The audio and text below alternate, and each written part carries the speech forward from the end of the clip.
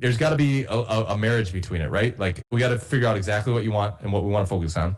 Is it single families? Is it rentals? Is it flips? Is it multifamily? Figure out how you're going to finance it. Let's figure out, how much work you want to do. And then from there, you start sending letters. I start sending letters. I start talking to people once we, get into communication, help these situations out, let them know that we're well respected. We close, all these sorts of things that are being incredibly important in having those conversations.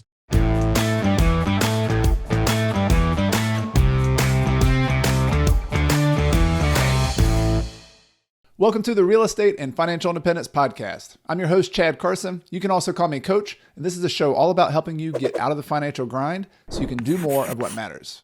Whether you're a brand new listener or a long-time listener, I want to thank you for being back for another episode.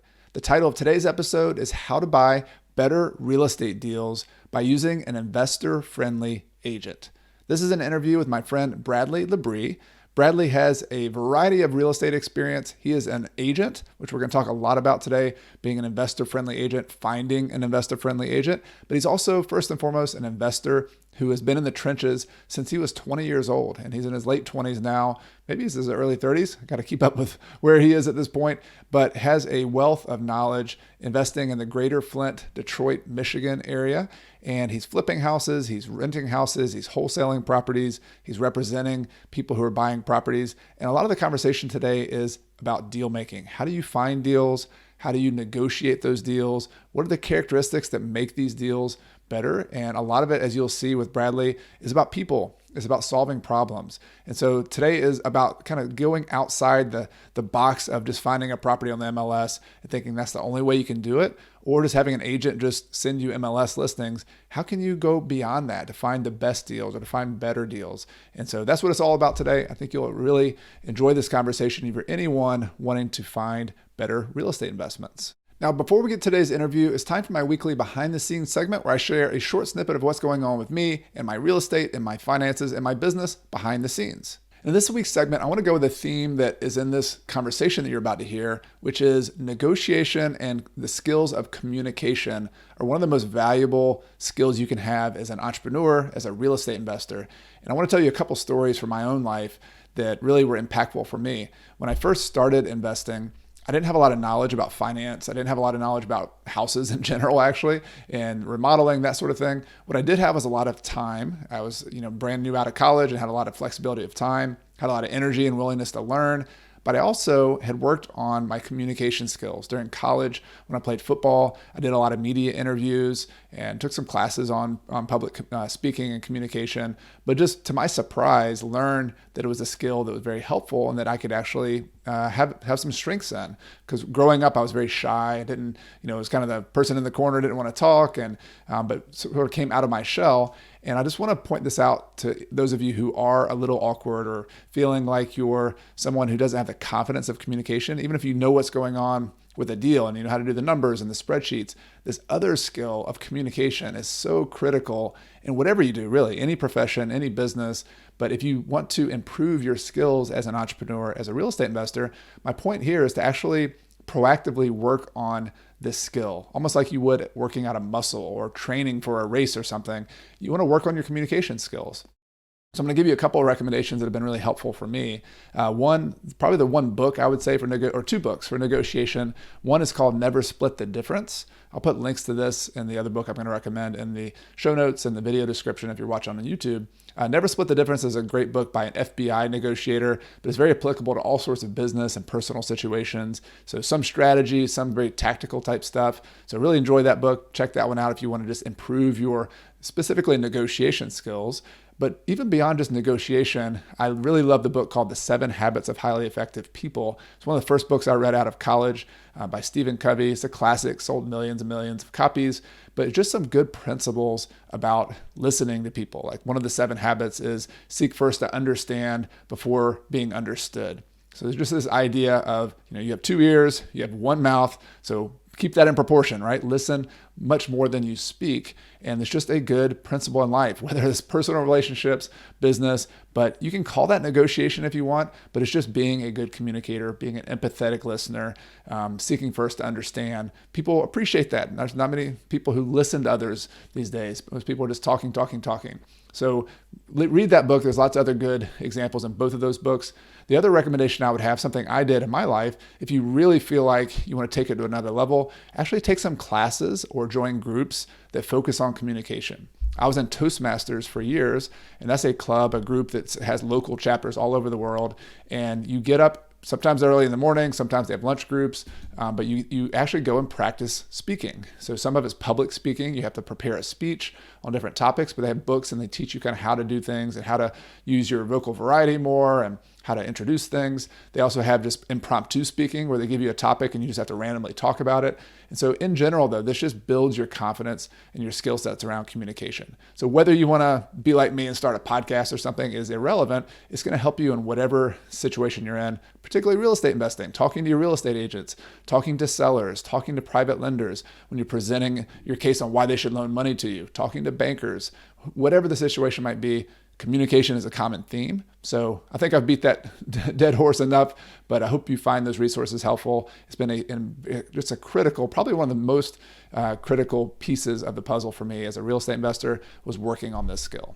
So if you like these behind the scenes segment with me each week, I want to invite you to stay in touch with me beyond the podcast by checking out the online courses that I offer. Online courses are a way to interact with me and let me help you with your real estate investing. Some courses are available anytime, and others, like my premier course, Real Estate Deal School, is one that I offer more of a boot camp live style course where you and other students go through together, and I help you step by step with buying your next investment property. You can get details on all of these courses at coachcarson.com/courses. Now let's get started with today's interview. Hey, Bradley, welcome back to the podcast. Chad, I really appreciate it. Every time I come on here, it's honestly a true joy. And I appreciate you thinking enough of me to have me back on. Absolutely. I mean, you might know this, but you're one of like a few people who've been the second repeat guest on the podcast. So you're I don't know what you see, but no, definitely my privilege as well. And you were on podcast number 157. So I'm going to have that in the show notes and the podcast description so people can check that out. I want to talk to you about a couple areas that are your expertise. You're in a unique place. You've been through my course, Real Estate Deal School, but you've also been a TA as a real estate agent and as an investor because that's a unique combination. So I want to talk about that. I want to talk about other investors, how to use their team member, their real estate agent wisely to find deals. But in case people haven't listened to episode number 157, I want to go kind of back to your story a little bit and just sort of the highlights of, what got you into real estate and then kind of what your path has been like, what types of properties you're buying, what you're involved in. Yeah. Kind of a theme throughout my life, as people will kind of see when I look in retrospect is I usually shoot first, then aim. And so, I tend to be a doer. And so a lot of the partners that I have in the various industries that, in various businesses that I'm a part of tend to be more of the detail-oriented ones, the ones that are, a lot more calculated and the ones that are constantly reeling me back in. So that kind of leads me right into, the first deal I had. We bought it. It was a place that had been completely ransacked. They took out all the plumbing, electrical, et cetera. So we kind of put it back together and tried to rent it. And my tenant got murdered. There was a national water crisis and a various couple other things. So long story short, I ended up losing probably like at least $15,000, in my first deal. So, it didn't all start out great for me. A lot of lessons along the way. It kind of led me into the idea of, okay, let's focus on getting in, better areas and maybe going towards the higher end of the markets and trying to provide quality housing, whether it's rentals or flips to kind of people in more B-class areas like you talk about, where, when you put your money in, the value kind of appreciates over time. So transitioned right into flipping for a while, live and flip at first, partnered with somebody that really taught me a lot. That's another thing that I think is a theme about my life and something that I think people should really take into consideration is when I had partnered with that one individual, he was a very creative person. He's showed up several times in my life. We can kind of talk about that and some things. I bought the majority of his portfolio when he retired. But he saw enough in me to kind of bring me on for this flip. And we bought a lake house. It was a 2-bed, 1-bath.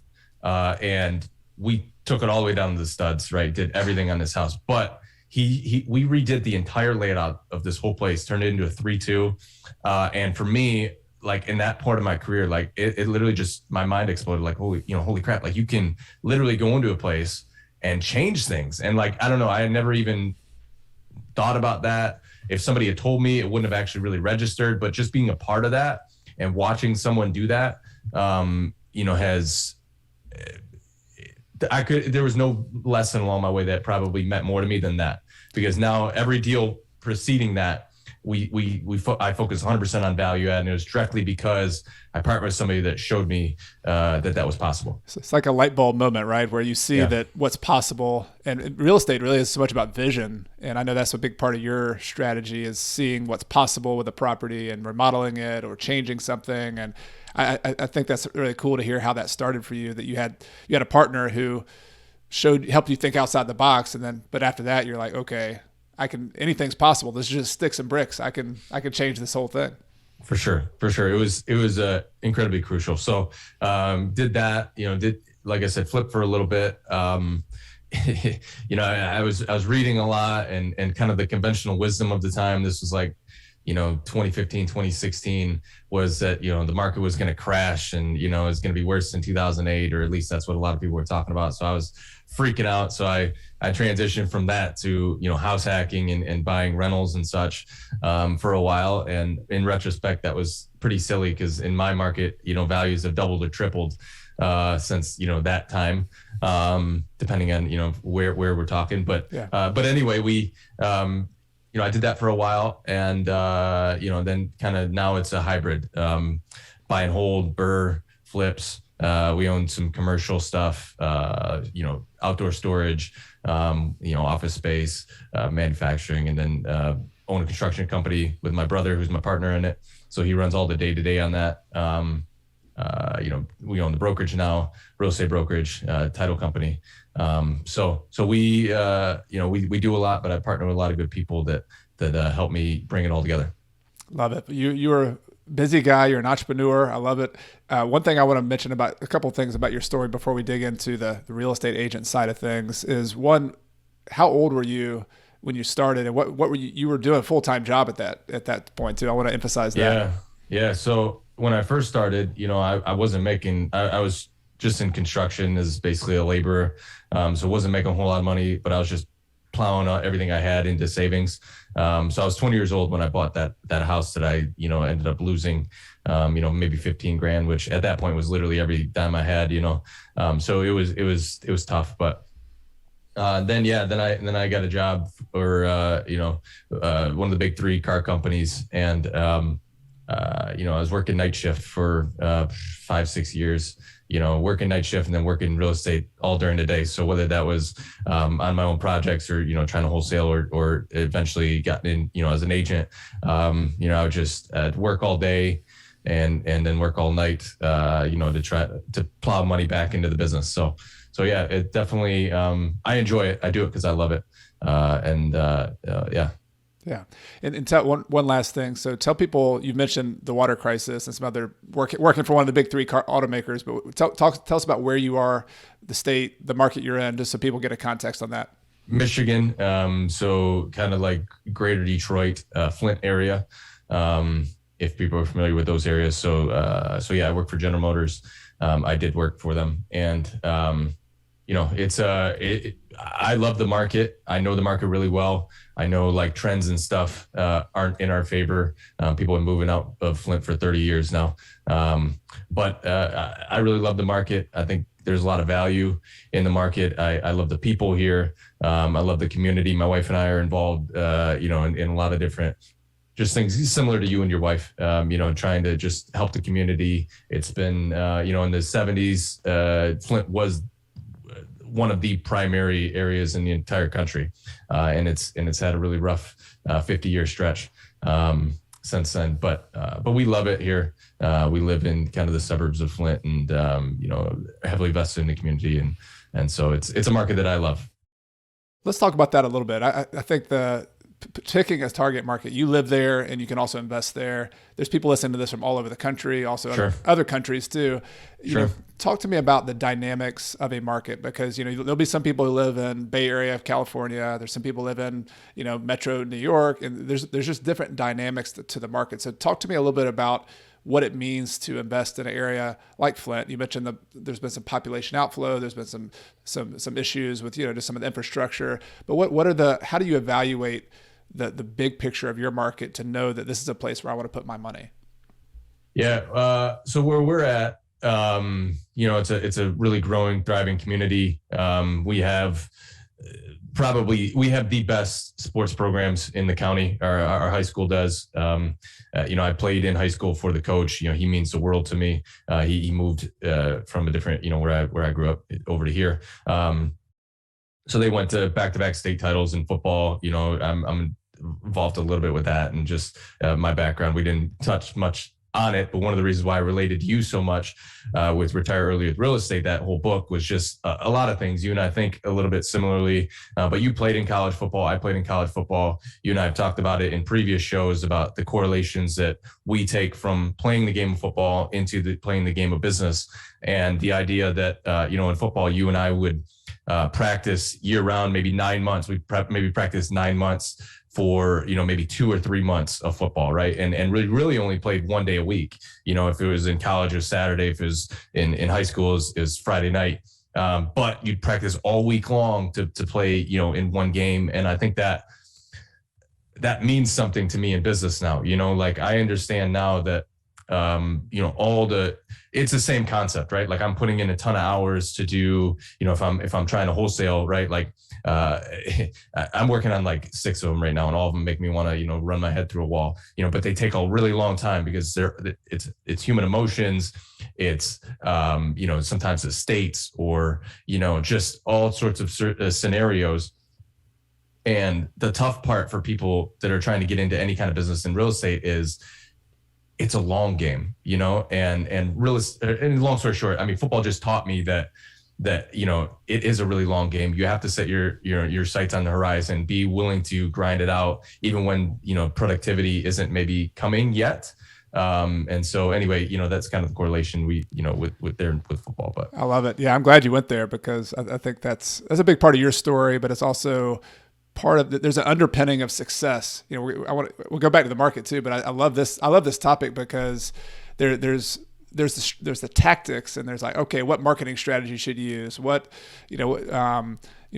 financing tool should you use? Like, those are really important, right? But there's also always, everybody behind the scenes has some kind of work ethic or some kind of strategy. And for me, sports has always been like the framework, really. It's like, you got to have a team. You got to practice 90% of the time to play one time. You know, if you're doing a deal, it's all that studying behind the scenes, this understanding your market. So I think that's a really good context for people to go into if they like sports, you know, to keep that in mind when you get into real estate. For sure. So to go back to the kind of market, like, we have a top football program in the county.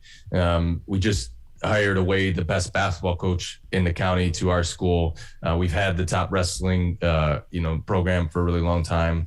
You know, they have a great, you know, women's sports programs over there, you know, and so anyway, the schools are really great here. The community is really good here. The community's growing at probably the fastest rate in the county. So within my MSA, you know, people say all sorts of things, you know, about Flint. I mean, I don't necessarily evaluate it from an MSA. Like, I live here. I love the community. I see where I actually live growing, you know, where my brokerage is and where we live and all that, growing at a high level. You know, I'm involved with a lot of developments. I sell out some of the, you know, high-end subs here. Things like that. Like, that's really thriving. I think Flint's tough. I mean, it's just, there's been a lot of corruption for a really long time, you know, and we don't have to go too deep into that, but, you know, I'm sure a lot of people heard about the water crisis. I'm sure they heard about the federal grant of $100 million to help us fix that. And, you know, from what I understand reading, you know, 43 million of that went directly to lawyers, right? So that's just like the kind of corruption that goes on here. Like, but slowly but surely, I think the city's coming back. We're doing our best. We know a lot of great people. They're putting a lot of money into Flint. And so we'll see what happens. But the surrounding areas, certainly, I think they're, in my opinion, great areas to invest in. We invest really heavily in here. I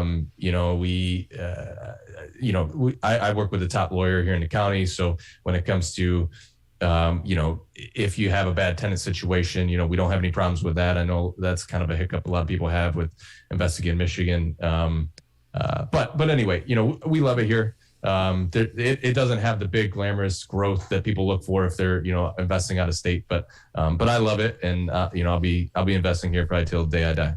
Yeah, and the moral of that story, which I love, is that you can't just read national headlines to understand a local market. Like every single local market has nuance, and you have the people who are on the ground, like you, Bradley, understand that where the opportunities are, because there's opportunities everywhere. Like there's no, you can't just look at it from the higher level. And so let's like zoom in. Let's keep on going with your market, because I think using the practical questions is helpful. For you, like I want to talk about deal making, and I want to talk about real estate agents helping you be a deal maker. But I want to start with kind of your buying box, because I think we'll compare that to maybe an out of state investor. Like for you in the Metro Flint market where you are, and you've kind of described some of the big picture reasons why you want to invest there. What does a good deal look like for you? So I'm glad you asked this, because I actually work with a lot of people. We're going to touch more on this. I really want to spend a lot of time, and I know you do too, about working with an agent and helping find deals, because I think there are some. The badge of a realtor brings a certain level of respect, and sometimes it's well deserved, sometimes it's not, right? And especially in this realm, but. When I show up to somebody's house, number one, I have fiduciary responsibility with everyone in there, right? I have responsibilities. I can lose my license. I have to act ethically and all that. But when I work with investors, I know the streets that, kind of like, listen, you go over here, you can get better numbers, but let's keep it to this area. Let's mail this area. So one way that we find, somebody will come to me and say, hey, let's find deals. Great. Let's send mailers. Let's call. We do a lot of direct calling to sellers, and just whether it's people, when divorces come up, when deaths come up, when all those sorts of scenarios come up that make people want to sell.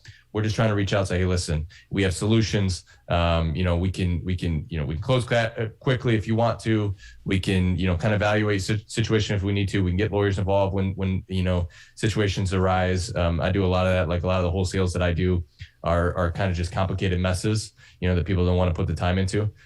So one of the ones that we're doing right now, long story short, this lady had put her new boyfriend on title with a quitclaim, and then shortly after they split up, and now all of a sudden the boyfriend doesn't want to get off title because he wants, the whole dynamic of exes and all that. Right. And so it takes time, you got to get a lawyer involved to do some of that stuff. So a lot of those sorts of situations is where I come in. We kind of hold the hands of everyone. We say, listen, we know the people that can help us get there. Your end result is you want X amount of dollars. Great. It might take 3 to 6 months to get there. I'll help you get there. And we're just pairing up buyers and sellers. So that's really been very effective for me. I work with a lot of clients like that. They tell me exactly what they want: single family, multifamily, commercial, residential, whatever it is. And we just start making phone calls. It's kind of a shared relationship, right?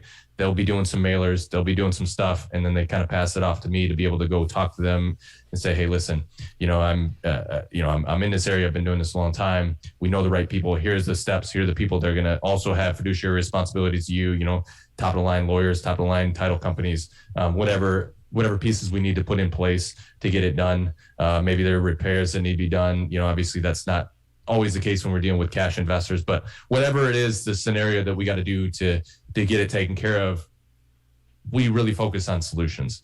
And that's probably my niche above all else. And I know there are a lot of people that kind of do that, but that's the reason why I wanted to have the construction company. That's the reason why I wanted to have in-house title company, because we can get creative, we can get things done, that most can't, so that's what we do. When a client comes to you, Bradley, and so how often do they know what they want out of a deal. So like you mentioned, like single family, multifamily, like, do they come to you and say, I want a certain amount of return, or they say, I just want a good deal? Like as an agent who also is an investor, are you helping them like formulate and say, here's what a good deal means, or do they already know that? It really just depends, right? I work with a lot of different types, right? So I work with a lot of, maybe like people would relate to like the Dave Ramsey types. They've been doing this a long time. They love buying cash and they got to hit a certain point. So I'm like, okay, this market no longer, we'll try, but this market, you can't really do that. We're going to have to move over here, and you can still hit maybe, if they want to buy a place for 30 grand and put 10 grand into it and rent it out, but they don't want to be in, a war zone. Great. We can target that and still do it here in Michigan and probably rent that place out for $900,000 a month. So right? does that person use like a metric? Do they say like, I want to do the 1% rule, or I want to do better than, like most of them literally just care about the, money invested. How much money? How much money? They just have an amount of money in the bank, and they're like, I've got 50 grand. I don't want to spend more than 50 grand. Right. Okay. And then there are the types that are more of like the Burr, right? So they're like, I want to get all my money out and still cash flow in a pretty decent market, right? So I don't care if I spend 50 up front or 100 up front or whatever, as long as I can Burr and I'm over the 1%, and they come with these metrics and such. Okay, great. These are kind of the areas that we might be able to do that in. Here's I think I mentioned, I don't know if I mentioned this before, but I have property management run all my properties. I work with a lot of different property managers. So I know, like, in my opinion, there are different managers for different areas. And just like anything else, everything in life is nuanced, right? And we try to, live a world in like a one-dimensional world, but like I live in a three-dimensional world, and I understand that like everything's a little bit different. So when somebody says, I want to go in this area at this price point and do a 2% rule, I know that, okay, you got to have a specific type of management company that's gonna be able to really run that effectively for you. But you don't probably want that same management company taking those same tactics out into an area that, maybe is, 6-figure area and, all that kind of things. Cause now you're going to be, spray painting over, electrical outlets and all those kind of things. Right. But so, we kind of evaluate those kind of things. We break it down. I try to have a long conversation like this saying, okay, let's figure out exactly what you want to do, the kind of house you want. Are we looking to kind of Burr? I'm like, all right, if you're trying to do that, let's try to maybe mix between cash flow and appreciation, right? If that's something that they want to do. If it's strictly just the dollar amount, okay, well, you're probably gonna, be a little bit more cash. Let's go cash over here. Here's a management company, go in there. You can buy the place for 25,000, and rent it for $800-900 a month. And here's a management company that'll be able to do that for you, right? So yeah. It's just a matter of who I'm dealing with. Everyone's a little bit different, but there's some really interesting details that you just mentioned that I just want to emphasize for people, because one of my goals of this conversation was to demonstrate an investor-friendly agent in real life. Like Bradley is like the epitome of, he is an investor. He has his own properties. He's flipping properties. He's got his remodeling company, and he happens to represent people. And what I want to see for everybody to see is like a lot of us are going to need to hire an agent to buy properties. And one of the things, Bradley, I think was good that you were emphasizing is the benefit I see, and the reason I do recommend a lot of people use an agent when they buy properties, is that if they are a good agent, not all agents are good agents, but if they are a good agent, they have this local, like street by street market knowledge. So you were just talking about, okay, if you want to buy more cash flow properties, I'm going to send you to this neighborhood, but we need another real estate property manager to manage those types. If you want a Burr strategy, and you're fluent on all this vocabulary, first and foremost, so that you understand that. Not all agents are. But then you can take this goal that this investor has, and then you can translate that goal and tell them what's realistic and what's not realistic in the local market. And that kind of strategy session you're talking about right now is a really important value add of a real estate agent. And I want to get your thoughts on that, Bradley. Like, you're obviously an agent and you represent people, but can you kind of give the pitch on why somebody should use a real estate agent as an investor to go buy properties for them? Well, I think, myself, like 4 or 5 years ago, I wouldn't have really been able to articulate that. Now that I am involved with lawsuits, I see a lot of the things that, the poor outcomes, the value is there if and you talked about finding the right one. We'll talk a little about, some of the ways I think you can find that person. But yeah, I just think it's invaluable to have a boots on the ground, especially if you're investing, out of an area that you're not really comfortable with. But even if you're not, I mean, we have top negotiating skills. We understand how to get things done. We understand the human emotion. Like most deals that I put together are like maybe, it depends on the person, of course, but maybe 20 or 30% price, 60 or 70% or 80% emotions, and kind of all the moving parts, right? So like one of the things that I do a lot of this, by the way, is like, listen, I've literally had people just walk through, put red tape on the things that you want. I'll deliver it directly to your house or directly to a storage facility, and you don't have to touch anything in here, right? Mom, dad's place, and there's a whole bunch of stuff, 50 years worth of, stuff in the basement. They're like, oh my God, like this is gonna take me, 6 months to clean this thing out. We're like, listen, red tape everything you want. We'll move everything, we'll clean everything out. Even while the cleaners are here, you can kind of come in here and scope it out. If you miss something, you can say, whoa, keep this here, throw red tape on it. We'll do all the work for you. We'll pay for it. We'll get it all done, right? And like, in my opinion, those kind of solutions and those kind of emotions are really what sets a really good agent apart, because we're fully trained at human emotions. Because that's really the only reason that we have a career and a job, is because real estate is so emotional. Even if you're dealing with investors or whatever, like it's still really, really emotional. We know the end client. If you're trying to flip, we can kind of help you fully understand the end client and who you're going to be dealing with. I mean, if you're flipping in a first-time homebuyer area, in my opinion, it's invaluable to put appliances in place. I've seen routinely people lose 5, 10, 15 grand on a flip, even in this market, because they try to cheap out on not putting, $1,000, $2,000, $3,000 worth of appliances in there. But it's just the emotional aspect of somebody thinking, oh my goodness, I have to put my life savings down payment on a house, plus I got to go buy appliances. Like, it's just such a hurdle for so many people, right? And so I'm able to tell them, listen, here's a cost analysis. If you're going to do anything, like putting $1,000 into landscaping, not a horrible idea. I think the better return is putting appliances in there, because I see it over and over and over again. Flippers trying to cheap out on appliances. Like even if like in my market, some first time home buyers are kind of in the $150,000 range or whatever. I'm like, even if you just go buy, used appliances, right? They're not great, but it's still the mental hurdle of I can just move in there. And I just did this this weekend, by the way. We got 5 offers right now, and one of my flipping buddies who was trying to cheap out. I'm like, listen, dude, we overstock. We have a warehouse for all of our flipping stuff. I'm like, I have a fridge and a stove over there. I'm like, I'll give them to you for free. Just go pick them up, put them in your house. I guarantee you're gonna get an extra $5 grand. And we did. And so just those small little things. We know the end buyer. We can help you out. We know, even if it's renters, we know the end buyer and the renter. We know what we got to do. Obviously being in this scenario, but I think we represent a lot of value for people. But it's got to be a 50-50 relationship. There's a lot of people who just say, hey, go find me a deal. I don't know what I want. When you bring it to them, they don't love it. Like there's got to be a marriage between it, right? Like if we got to figure out exactly what you want and what we want to focus on. Is it single families? Is it rentals? Is it flips? Is it multifamily? Let's figure out exactly what you want to do. Figure out how you're going to finance it. Let's figure out, how much work you want to do. And then from there, you start sending letters. I start sending letters. I start talking to people once we, get into communication, help these situations out, let them know that we're well respected. We close, all these sorts of things that are being incredibly important in having those conversations. And then also like putting in the time together, right? You go driving for dollars. Let's go together driving for dollars. But there's got to be some level of marriage too. If we're gonna really focus on off markets, because it takes a long time, on a lot of these. It's not something that you do overnight. Most off market properties I talk to them, I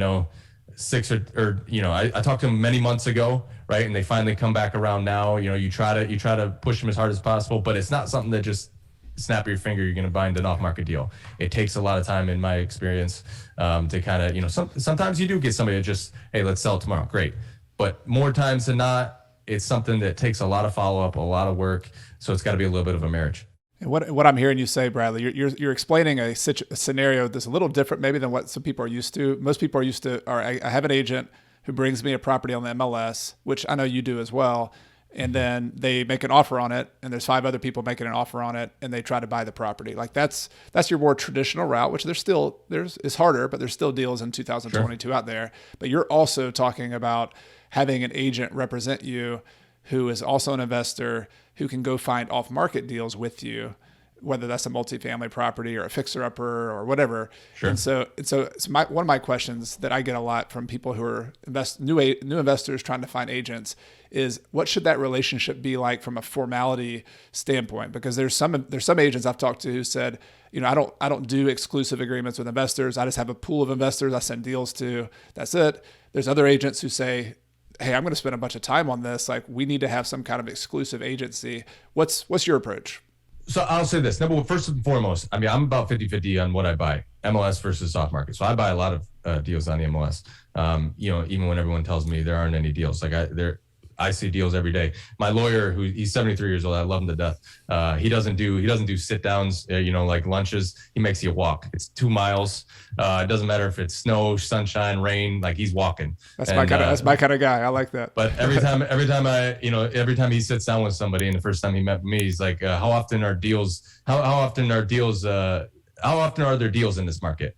And most people are like, I don't see them very often. He's like, they're made every day. And that's kind of the mindset that I've developed too, because I see them every single day, one way or the other. Usually it's value add, right? Like, there's ways, people don't really see it the way we see it. We can value add this, we can do that. Maybe there's a big chunk of property you can sell, you can split the property, right? All kinds of different ways. I'm super creative. But so there's that. I buy a lot on the MLS. But yeah, as far as like exclusive, I've never really understood why people are so apprehensive to do that, especially if you really want to have a great marriage. And, it's kind of the same concept. I look at it, my wife, like, if I'm going to pour a lot of time, like, there's got to be some kind of exclusivity. Me and my wife have a very, very strict exclusivity clause, right? And so it's kind of the same way there. Like, if you want to work with somebody that's going to invest a ton of time and money and resources with each other, and I see a lot of people don't do that. And usually they're not the ones that, you can go either way. People have the right to choose. They can do what they want. But finding a really good agent, spending a lot of time together, I see the fruits of that labor, even if they're not working with me. Yeah, no, that makes sense. I like it. I think if you find it, my opinion here is, if you find a superstar, like, because in whatever business you're talking about, whether it's a lender, an agent, a closing attorney, a contractor, like, the superstars are the 1% of the 1%. Like, they're not that many of them. And so if you want to be a great investor, and you find an agent who's a superstar who can be a long-term relationship with you, like, to me, it's very short-term thinking to try to save money, or, whatever you're trying to do, to not attach yourself to that superstar. Like, your team is like such an important part of you being successful, especially the person who finds you deals. And I think that's the whole theme of this conversation, is if you're trying to find deals, your agent can be a huge asset for you. So this is something that I've always kind of boggled my mind, and I think football really helped ingrain this in me. When it comes to like lenders, like, I'm not a lender, right? So this is a great, kind of analogy on that. Like, I always kind of chuckle a little bit when people are talking about saving, 0.25%, on interest rate on a loan, and shopping all these lenders. And that's fine. People can do whatever they want. In my opinion, the relationship is so valuable when it comes to, especially when you get into our world of them being able to sell our situation. So at some point, if you're going to grow to a certain level, it's not going to be just about your W-2 income and qualifying for this. It's going to be about a mortgage broker or somebody in the lending world selling to a third party your ability to qualify for this mortgage. Right? In the commercial realm, like, if you try to, but even if you get past kind of the 4, your initial 4 mortgages, and you're going to in the world of commercial and all that, they have to be able to sell your story to another larger bank or another larger entity. Right. And I've seen it so many times over and over and over personally with other clients that, I develop a relationship with a lender, and I have a lot of loyalty to that relationship, because at the end of the day, they then go sell myself and my clients because of their trust in me and because of our relationship. And I don't know, people are so short-sighted. I feel like sometimes, it's just, the world operates on selling stories, developing those relationships, having those people sell those stories for you. in my opinion, is invaluable. Yeah, there's a book that I want to recommend to everybody called The Speed of Trust. And it's by the Stephen Covey, but not the original Stephen Covey who wrote the 7 Habits. It was his son who wrote this book called The Speed of Trust. And the whole idea is exactly what you just described, that when you have business relationships or really any project that you're trying to do, people are involved, and trust is like this magic entity that the entire world runs off of. And to the extent that you have trust with a team member or with a person, things happen really fast. I mean, so just give it like a remodeling. If you have a contractor you trust and a team you trust, that remodel can get done efficiently, effectively, just get it done. But I've had situations personally where I didn't have the contractor on board. He didn't trust me. I didn't trust him yet. It was so slow and we had so many problems. And so when you can find an agent, a lender, a contractor, it takes some time to build that trust. But yeah, I'm with you 100%. Like it can even be worth a premium to have that person on your team who you trust, because the speed is important. Like the best deals happen fast. Sometimes getting a deal closed is the difference between getting a $50,000 profit and not having a $50,000 profit. I mean, that's where the upside is. And that's sometimes we're nickeling and diming ourselves on that, and we're missing the $50,000 paydays. Here's a little story for you that I go back to. I'm in the middle of it right now, but my CPA, he's a friend of mine. We played in college together, and but anyways, he was doing some legwork. You know, he's like, man, Brad's too busy, and he was trying to find a lender and all that to do a 203K. He wanted to do a 203K, house hack multi-unit. And he told me, he's like, dude, I called like 12, 15 lenders. Like everyone tells me like no one does them anymore. You can't do them, and blah blah blah. I'm like, here, call this person. You should have called me in the first place, knucklehead. Like, and so we got that first step of the way. Like he couldn't find the lender that was going to do it. I called her. I'm like, hey, listen, and anyways, this particular lender does a lot of them. So send her to her. The second step, I'm like, okay, now we're going to have challenges in a couple regards. Number one, it's going to be tough for me to sell to an investor in this hot of a climate on a first FHA, first of all, and 203K, which they probably don't even know what the heck that is, right? So I'm gonna have to sell the story. We're gonna have to go into it with that mindset. And then number three, the most challenging part about the whole concept of a 203K, which is for those that don't know, is a construction loan. It's an FHA product, but the FHA program actually pays for the remodel of a place for it to qualify for FHA, but then also any kind of repairs and remodeling they want to do. And I'm like, the most challenging part of the whole aspect of the 203K is the contractor, in my opinion. And I think, you were on my podcast just last week. I think the reason that I started a construction company is because I have this premise in life that the last 50 years, the greatest commodity was your proximity, the proximity to money. People having money, especially in the real estate space, right? Like having that access to money, having people that will lend on deals, et cetera, et cetera. I think that time has come and gone. Money is everywhere. Every other day I get somebody, wanting to lend me money of some sort, right? I think the next 50 years, and I could be dead wrong, but my opinion is the next 50 years, it's going to be labor. I think it's going to be incredibly challenging to do what we do without labor. And I think so many people for so long have disregarded labor for lots of reasons, paying labor. And now we're seeing the prices of labor, which I think is a good thing, right? Like these people have been underpaid for a really long time compared to, white collar jobs and all of that, right? And now everyone's up in arms because, these people that bust their backs every day want a couple extra bucks. But, it's not, but anyway, so I told him, like, this is going to be the most challenging part. I have a lot of great relationships. This is a market that was a little bit outside of my scope. Like our company can't do it, but I'm going to go sell your story to a contractor. And this is what we're going to do. Most people, they hire an inspector, the traditional route of doing it. I'm like, no, we're not going to do that. This is how we're going to do it. I'm going to go sell your story to a contractor. Contractors obviously have a very good sense of inspecting to begin with, especially the ones that I'm going to contact because they're really good at their jobs. You're going to hire a sewer company to come out to inspect the sewer. And then if there are any red flags that the contractor sees, we're then going to go hire specialists. Let's say the panel was, whatever, we'll hire an electrician, et cetera, right? So I'm like, we're going to pay, instead of paying the inspector, we're going to pay the contractor directly to come out, give us a scope of work, but also give us the inspection. And so what we did, we're about to close this thing in like 32 days, which everyone's like, oh my goodness, those things take, 3 to 4 months or whatever. That's what mine took 4 months when I did it because no one knew what they were doing. And, but we killed like 3 birds all at once. We had the scope work in. We got the inspection. I sold the story to the contractor. If my buddy had called that contractor, he'd been like, kick rocks, man. I'm not doing that.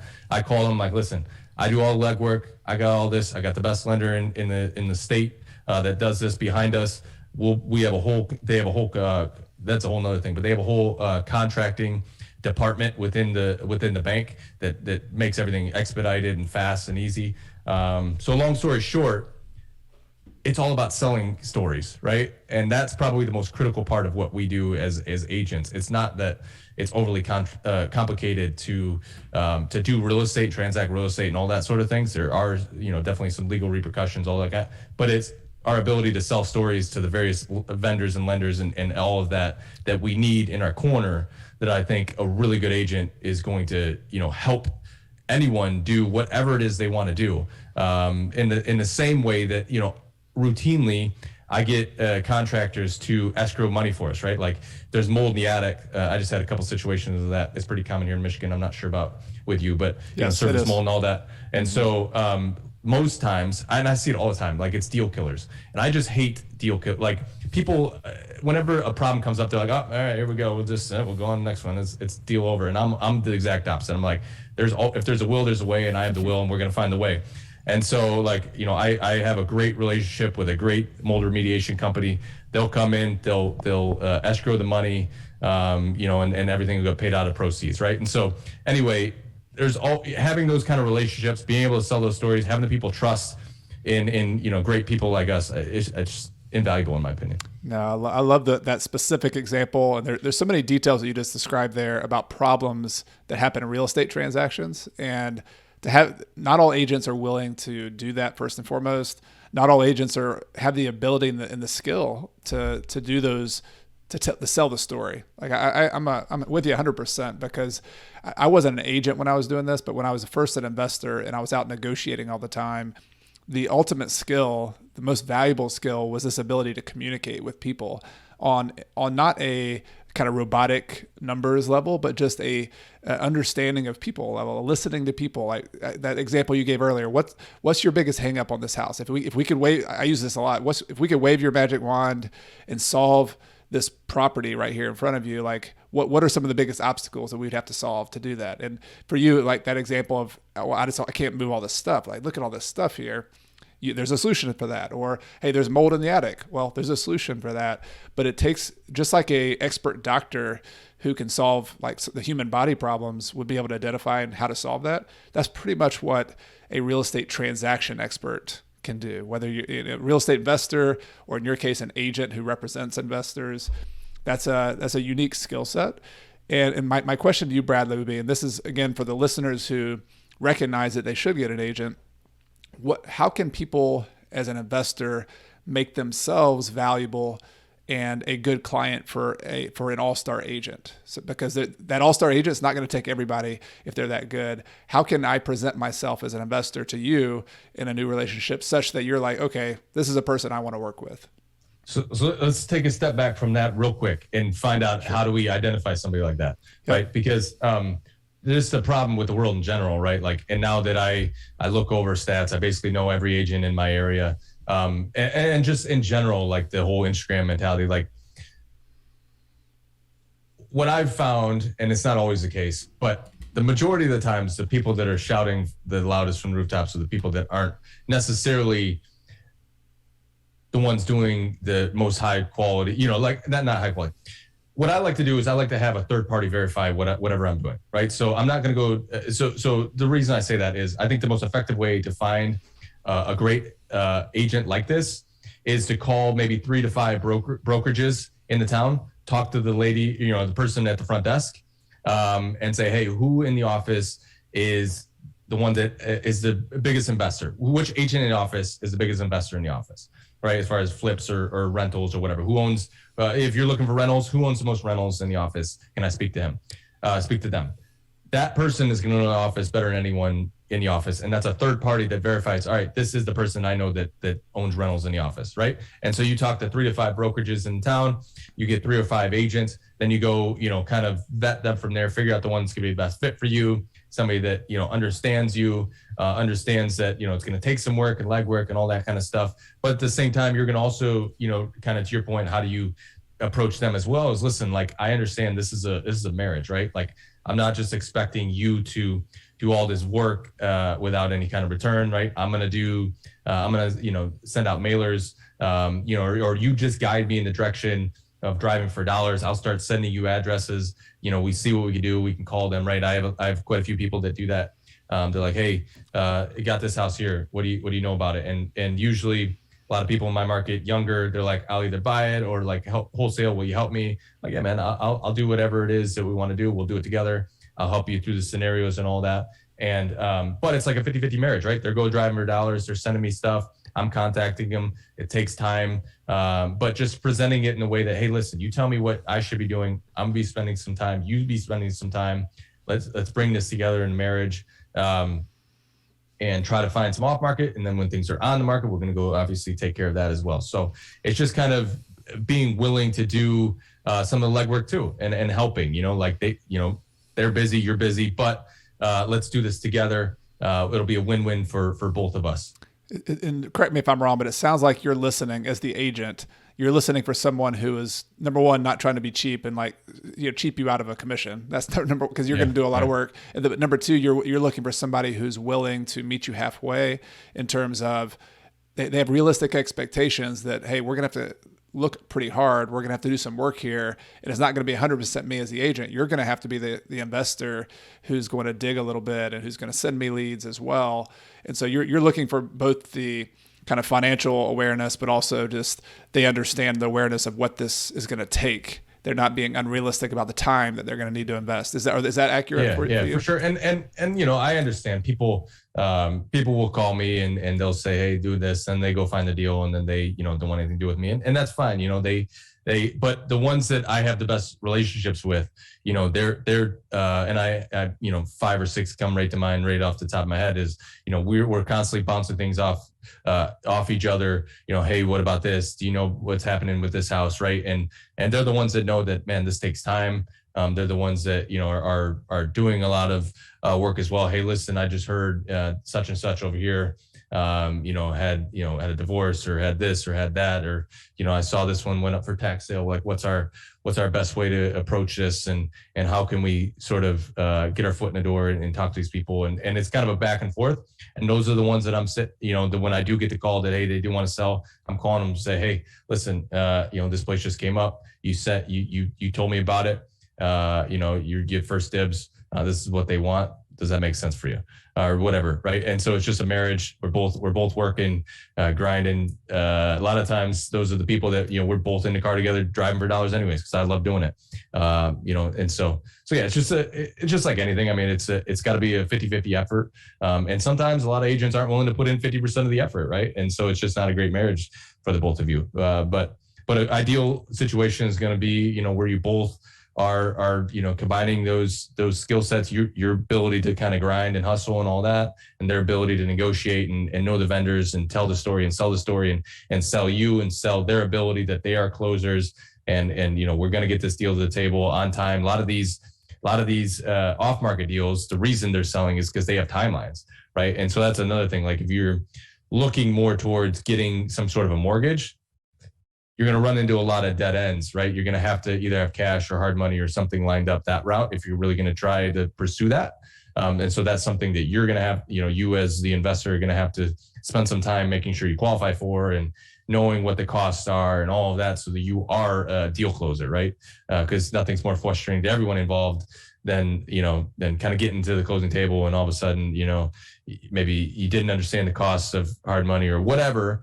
And the deal doesn't close. So doing some upfront work there, knowing that if you're going to go off market, the reason why off market doesn't happen as often is because most of those people need cash and they need to close in a very fast timeline because they have something pressing them to have to close, right? So, yep. Well, one more question about this investor-agent relationship. So maybe in a typical situation that people are familiar with, you're going to move into a house, you hire an agent. There's a certain commission structure that I'm not going to mention specific numbers because it depends, but there's a typical kind of commission relationship. in your experience, is hiring an investor agent who's helping you with this, doing a little bit more work like this off market? Is it a similar commission structure? Is it typically going to be, are you going to need to offer more to the agent? Or are they going to ask for more? I'm just curious what that looks like, both from the agent standpoint, also from the investor. It really just depends, like, especially for me, as long as it's a win-win scenario. I mean, I've negotiated whole off-market deals that were so slim because of many reasons, right? Number one, the property wasn't worth that much. Number two, the bank, they owed X amount of dollars. It was just so slim that I walked away with nothing, and it was a flip, and they're like, hey, you'll get the listing once I'm done with this, right? And so there are many ways to skin the cat in regards to this. The most common way that I do is we'll negotiate a price, and I'll just buy myself into it, right? Like, here's the price. They want to sell for this. I think my time is this valuable. So let's just say, we spent 6 months on this deal, they want to sell for 50, you buy it at 54, 55, something like that. I've spent all this time and money and we've negotiated all these sorts of things, something like that. And if we went on the MLS, this thing would be 75 or whatever, right? So you're already getting a really good deal. I'm just buying myself into it. So there are many ways to do it. But that's the most common. I love it. So good. So many good details here. So let's assume whether you're an investor just buying properties, you're using your agent. I'm just curious, in today's market with the competitiveness, we've given a few examples here and there, but what would you say, Bradley, are some of the most important competitive advantages an investor needs to have in order to still get deals in 2022? One of the things that a lot of people do, I like I talked about, I have a lot of confidence. I'm kind of a shoot first, aim later type person. So one of the things that I encourage people to do is, hey, just come hang out with me, for a day, check out what I'm doing, whatever, lean on some of the things we're doing, understand, going into project, every single project we do a significant value add. And so, come check that out, see what's possible. Obviously everything costs money, but see what's possible. And so that's kind of, step one, borrowing somebody's, whether it's an investor in the area, whether it's an agent in your area that's also investing, borrowing their confidence, I think maybe the most important skill to develop is like just getting around somebody, adding a level of value to them and borrowing their confidence, right? Because I know when I was younger, like I didn't have a ton of confidence in myself and all of that, but I borrowed a lot of different people along the journeys, confidence in me or in what they were doing, and which propelled me to be able to do similar type things. So that's kind of, step one is doing that. Step two is understanding that you're gonna have to put in a lot of the work, right? You're gonna have to be calling, you're gonna have to be, a lot of agents, especially agents like myself that really understand investing for themselves. We have the systems in place to find out, tax, pull all tax records for who's delinquent and things of that nature. So you don't even necessarily have to pull those things. You just have to be willing to put in some of the legwork to help coordinate this, this marriage between us to be able to find all the right ones, because not every time somebody's delinquent in taxes means they want to sell. Maybe they forgot about their tax bill, or whatever, or maybe they didn't forget, they didn't have the money, but they just came up with the money and they don't want to really sell. They just, times are tough, right? Like everything's going up in price nowadays, and it's just tough. It's squeezing kind of the middle class. So that doesn't necessarily mean they're going to sell, right? So, but tax records, all those kind of records that we pull to be able to talk to, mail to, all those sorts of things, targeting areas. Just know that you're going to have to put in some of the work in a 50-50 marriage if you're really going to want to have a great marriage between the two, right? Because it can be very frustrating when people have really high level demands and, just put all the pressure on you to meet unrealistic expectations. I need to be in a B area that the average price point is 250,000, but I want to buy something for 75,000. Go find me that. Like, okay, I know 100 other people want that too. Like, I'll do my best, right? Like, but anyways, right? So just understand that it's a marriage. Know what you're going to do. Are you going to buy a place with a mortgage? Are you going to buy a place with cash? It doesn't have to be your cash, but like, which way are you going to go? If you're going to go kind of towards the mortgage side, you're probably going to want to kind of drift towards the MLS and try to find, something there, do some value add type things there, because it is going to be challenging off market because you're going to run into a lot of situations that, for whatever reason, they need cash in the next, 2, 3, 4, 5 weeks. Right. And so can you guarantee your mortgage is going to go through then? No, you really can't. Because, there are a lot of those houses are beat up anyway. So even for conventional mortgages, sometimes you run into issues, mold issues. I just had a conventional call out for mold in an outbuilding, right? Like just a small little spot, but those kind of hiccups come up even on conventional, which is perceived as something that's kind of quick and easy. And those type of red flags come up often. So if you're going to go off market, I guess the moral of the story is just try to get the cash, understand, borrow confidence, and be willing to put in time. Yeah, I like it. So my understanding, I'm just going to try to summarize that because we've been talking about deal making today, which to me is the most fun part of the business.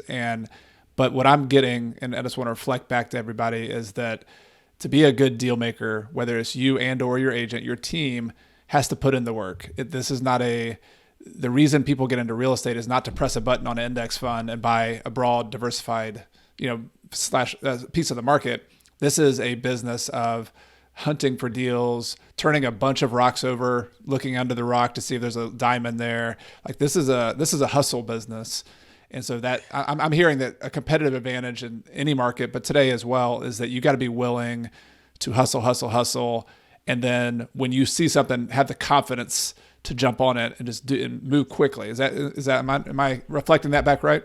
And one thing that I want to kind of reiterate, there are two ways to go about this, right? There are the ways that I see a lot of people doing it, which isn't necessarily wrong. They're running on the idea that, you might convert 1 or 2%, or whatever their number is, right? And so what they're doing is they are sending out, a ton of direct mail or whatever their marketing strategy is. Maybe they have a few, and they're presenting offers kind of over the phone, knowing that, somebody's going to bite, and then whoever bites, they go do that, right? And for some people, it sounds like that really works really well for them. I'm the reverse. In my opinion, and just because I really understand I shouldn't say I really understand, but I think I understand human nature pretty well, especially from the standpoint of sales and real estate. I understand that the conversion ratios, when I get into somebody's living room and talk through the emotional side of things, it's a rare case if it's just money that's prohibiting them, right? So like I see so many people just trying to save time and, I don't want to go, I want to be, I almost never negotiate over the phone. Like I might ask, hey, do you have an idea what you want for the place? Just so that I have an idea. And then I'll go check records of what they bought it for and try to understand what, those type of things. But I shouldn't say never, but I almost never negotiate over the phone because I want to be in person. I want to understand, build that relationship. I am a human. I am here local. I'm not some, Wall Street investor, whatever. I'm somebody who lives in the community. I invest in the community. I tell people all the time, I've got deals strictly for this. I'm like, one comes to mind particularly. I bought it maybe this time last year, or I don't remember, sometime last year. And it was Dad's place, right? They were really like, oh man, Dad wanted to fix this place up, and they're really bummed and they're kind of on the fence, like, is it really worth selling it for 60 grand? Should we just keep it because it's a piece of Dad? All those sorts of things, which are real life scenarios. And I told them, I'm like, listen, I'll give you a lockbox code. You guys can come here whenever you want. Pop in anytime. You can see what we're doing. We do highest quality of work. Here are a couple references of other people in your situation locally, right here in this community that we've done the same thing for. Like we really have a heart for it. We try to do utmost work, et cetera, et cetera, et cetera. And they kept coming back, and it meant the world to them. They still call me. I mean, I sold that. We flipped this house quite some time ago, and I got a phone call like, hey man, that really meant the world to me that you let us do this. And we just drove by, and the new couple, like their kid was out, playing or whatever. And I think that's what, like that really meant something to them. And it was the emotional side. It wasn't like if somebody had said 70 grand for that place, it wouldn't have meant anything to them. Like, and so anyway, I guess I just tell that to say like, part of the work that I talk about is like knowing that that's what actually, in my opinion, I know there are going to be people who disagree, but in my opinion, like that's what separates people is the ones that understand like this is a human emotions business, not typically a dollars and cents business. Maybe it is from our perspective, like we have our dollar and we know what we got to spend, but like for the person on the other side of it, you have to separate what you want from the transaction from what they actually want on the transaction. And it's usually a human emotion aspect. Maybe it's, a family, member owned it and, there's that attachment to it.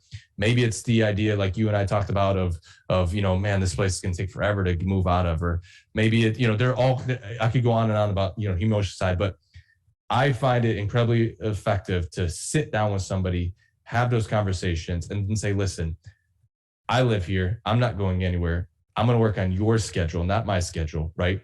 Let's meet all these things that you have. Let's work on your schedule. Let's work together. Like I have to put this amount of money. Like this is a non-negotiable. I got to put $50,000 or $100,000 to make this into a high quality place. Like all these references that you're going to call later, like to make it into that kind of a house to where the end buyer is getting a legit product and not getting scammed. Like this is what I got to put into it. But at the same time, like we have, it's just a human conversation, right? And people love that. And I convert. Like I don't have to mass market to people. I just convert a very high percentage of the people that I actually sit down with. What's so cool about that, Bradley, is that, in a world where like tech is the big thing and, the Wall Street companies are sending out, buying thousands of properties, that what I'm hearing is the competitive advantage is being a human being. Is not doing anything. I mean, it is something special, but it's kind of funny that for all of us, especially us as small investors, like my heart's with the small and mighty investor. You know this. Like it's those of us who are in our communities or investing long distance in a community, who care about the community, who are trying to, buy our 4 properties, our 5 properties, and make a difference for our family, but also for our tenants and for our buyers. Like the human side of it is not only meaningful, but it's also the competitive advantage to make money. And I find that so, I 100% agree with it, because this has been my experience for the last 18 years when I've negotiated a lot of deals, that two investors can give the same price. All right, I'll pay you $60,000. I'll pay you 60 or 60, even 65. The jerk who offers 65, but then is a jerk and doesn't acknowledge the story around that and doesn't acknowledge their humanness will lose out a lot of the time to the very similar offer, but the person who is a human being. And that doesn't need to be lost on people. I have bought a number of properties for less money than others, but those human aspects of what I deal with is what separates them, and people tell me that same story over and over again. Like this person, like I could just tell, like all they're in it is for the money, and I'm just sitting there having conversations, like, can you get up to this price, and they're like, they're really hung up on the price. And I'm like, listen, like I need to give a high quality product to, majority of these conversations are for flips. And so like, I need to give a high level product to the person over here. We put in more money than everyone else because we're conscious about that. We provide a home warranty for the new buyer when we sell it, right? And that kind of give, like these are some of the extra costs that we do than most other people, right? Like I can't negotiate on that high level product because I need it to be there for me to have that conscious space. So I need to be here. But at the same time, like I said, the majority of the time, it's never really dollars and cents. Sometimes it is, but the majority of the times it's just, I want to deal with somebody that's going to let me come back and see, dad or mom's place, or I want to, like those kind of things that I appeal to. Usually in that particular house, they had a $5,000 offer above mine. And they went with mine because I just said, listen, here's the lockbox code. It'll be here whenever you want it. Come in whenever you want it. See the end product. Meet the new buyer that takes it, et cetera, right? And so, yeah, absolutely.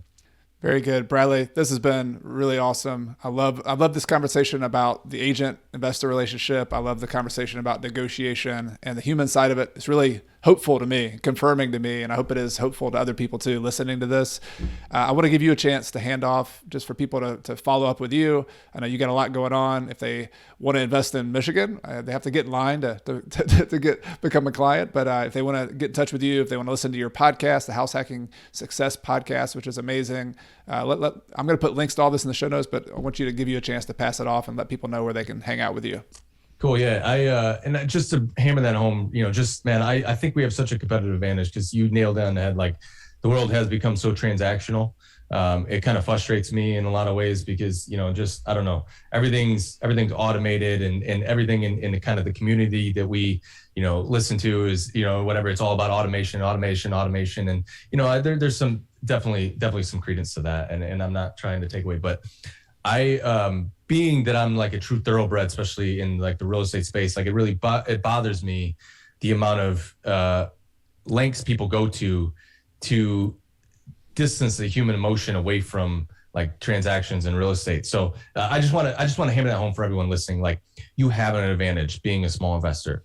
People don't want to deal with the big companies that have cash that can pay more than you. They really, really don't. Like, even though that sounds counterintuitive, when you think about it, like, why wouldn't somebody want a higher offer than mine? Like, I can't compete with them. You can compete with them. You can compete with them because you have the human emotion and the good heart. And, so anyway, so I just want to hammer that home for people out there.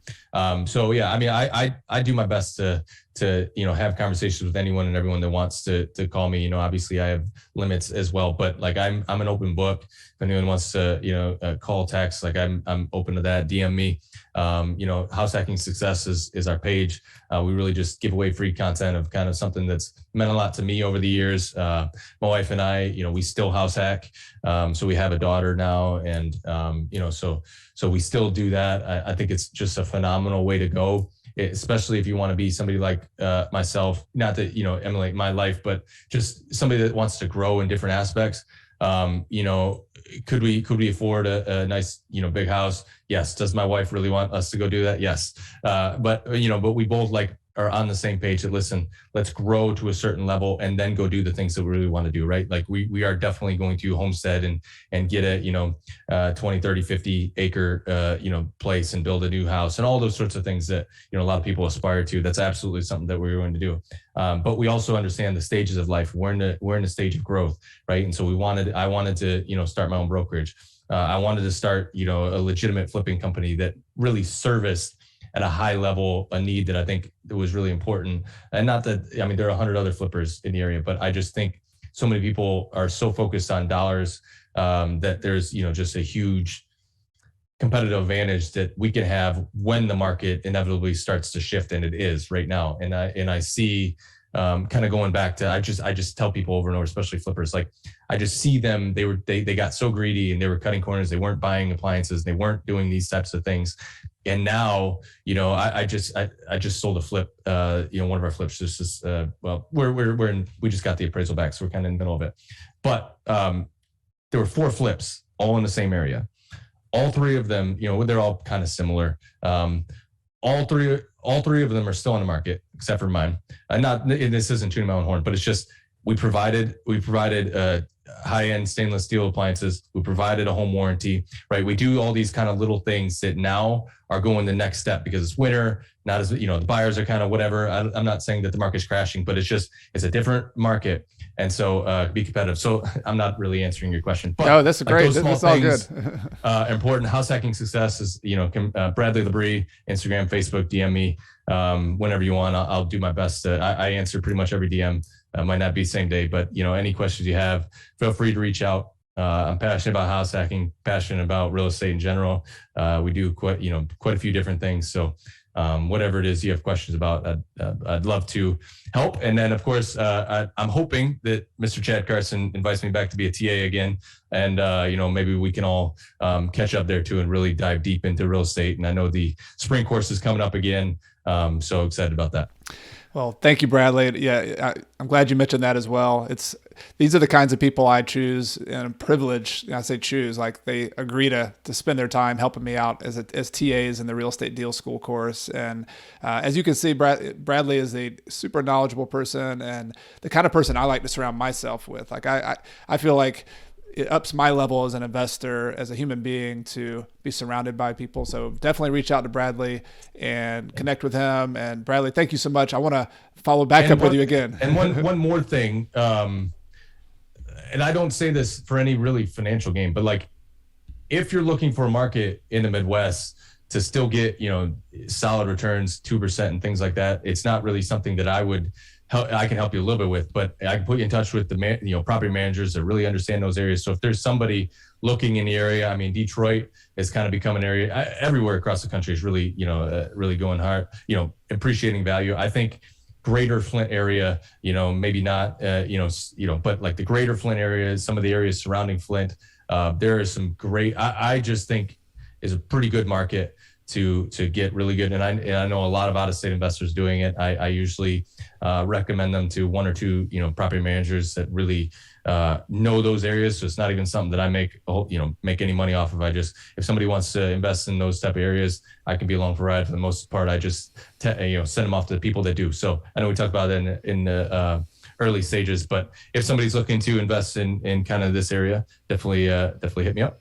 Sounds awesome. Bradley, thank you so much. Look forward to reconnecting again very soon. Hope you have a great week. You too, Chad. All right. Take care. Thank you for listening to this episode with Bradley LaBrie. I hope you found it helpful. I want to invite you to listen to my next Monday episode. It's going to be an interview with someone named Larry Towner, who's a full-time handyman who also invests in real estate, and he just has a wealth of knowledge about remodeling properties. And so that entire conversation, we're going to go over some of the deals and properties that Larry has bought and just take some of the mystery out of how to remodel properties. Even if you've never been a remodeler, you don't see yourself as someone who is, swinging a hammer and doing the actual work, or even if you are, we're going to go piece by piece through a project, how to think about it, whether you should do DIY and kind of do work yourself or hire it out to other people, which is exactly what I've always done. It's going to be a topic focused 100% on that, remodeling properties. These can be some of your best real estate investment deals if you choose to tackle them. So join me again for that next conversation with Larry Towner. If you like the show, I'd like to invite you to subscribe to my free email newsletter at coachcarson.com/REI toolkit. In addition to weekly updates, articles, and behind-the-scenes tips from me, my email newsletter subscribers get my real estate investing toolkit, which includes a property closing checklist that I actually use when I buy properties, a real estate deal worksheet, a tenant screening criteria checklist, and other spreadsheets and goodies that will help you on your journey to financial independence using real estate. You can get it all for free at coachcarson.com/REI toolkit. I also want to take this time to thank some people behind the scenes who make this podcast possible each and every week. This includes my podcast editor extraordinaire, Michael Wynn, my amazing virtual assistant, Megan Thompson, my wife, Carrie, who helps me behind the scenes and is my partner here at Coach Carson. And of course, thank you to all of you, the listeners of this show who make everything possible. This show exists for you. It exists because of you. And I really appreciate you being here for another episode. Everything I've shared with you in this episode has been for general education purposes. I've not considered your specific situation or risks. Before buying your own investments, be sure to consult a financial, real estate, and/or a legal professional. Until next time, I'm Chad Carson. You can also call me Coach, and this is a show all about helping you get out of the financial grind so you can do more of what matters. See you next time.